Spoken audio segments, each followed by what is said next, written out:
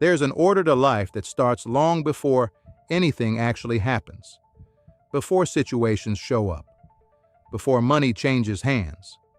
Things don't begin on the outside, they begin on the inside. That's why you can change locations, change status, change environments, and still feel like you're dealing with the same energy. Because the outside isn't leading anything, it's responding. What we call heaven and hell aren't just places you go someday. It's a mindset. Your mindset forms the highest level of perception. That's where meaning gets shaped.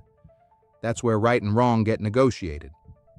That's where fear either runs you or it doesn't. That's why the same patterns repeat themselves at every level of life. You might think evil looks different depending on where you stand, but it doesn't. It just speaks a different language, depending on the location. Let me share a story that might help put this into perspective. Andre grew up in a low-income neighborhood where violence wasn't shocking. It was routine. Gunshots were background noise. People disappeared overnight, sometimes to prison, sometimes forever. Arguments didn't get talked through, and disrespect came with consequences you couldn't undo. He watched men die over pride, and friends turn into enemies over survival. If someone robbed you, it was jealousy. If someone hurt you, it was just pain spilling outward. Police came late, sometimes not at all. Andre learned to stay alert, to read shifts early, to move before things turned on him. And somewhere along the way, he told himself, money will end all of this. So he chased it with the same intensity he once used to survive. And eventually, he got it. Andre became rich, but he moved the same way. Still watched hands, still studied the room, still trusted instinct over comfort, and certain people noticed. Doors opened fast. Then he started seeing things he wasn't supposed to see. A rival investor died after a private party. Overdose, they said. The timing didn't sit right. A woman who threatened to expose a deal was found dead, ruled a suicide. No follow-up. Names disappeared. Investigations stalled. Cases went quiet. He learned who people were connected to. Judges, politicians, lawyers, and they made problems disappear. In the hood, people died, and arrests followed shortly after.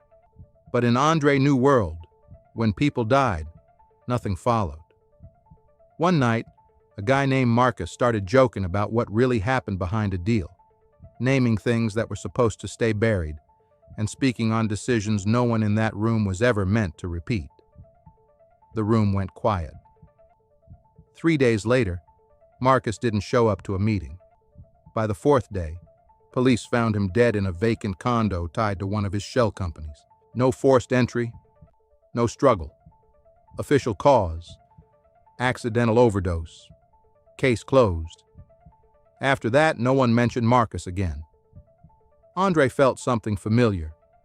The same feeling he had growing up when someone didn't make it home. That was the moment Andre understood something he couldn't unlearn. Andre thought he had changed worlds, but he didn't. He just changed altitude, while still carrying the same old behavior patterns. When he was young, he survived by staying guarded, by expecting betrayal, by believing power meant control. Those beliefs protected him in the hood, but they didn't disappear when the money came. They followed him. And because they followed him, they shaped what he felt comfortable around. He trusted people who moved quietly. He respected people who operated without emotion. He admired control more than character. He didn't realize it, but the very traits that kept him alive at the bottom made him resonate with something darker at the top. Money didn't change his inner posture. It amplified it. So the environment changed, but the energy didn't. That's why the same pattern reappeared, just cleaner, quieter, harder to trace. What happened in Andre's life wasn't coincidence. It was alignment. He stepped into rooms that matched who he already was inside. Not who he thought he was, but who he actually was on the inside. You don't attract what you want. You align with what you are. That's the unseen law. The inner world always organizes the outer one. And if nothing shifts within, your surroundings will keep revealing the truth. You can change the setting.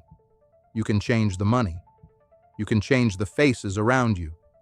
But until you change yourself, the pattern will follow. You can't run from yourself because whatever you are on the inside will keep reflecting in your environment. This is the quote room, where words wake minds. Some things don't need a reaction, just reflection. Just a few thoughts I had on my mind.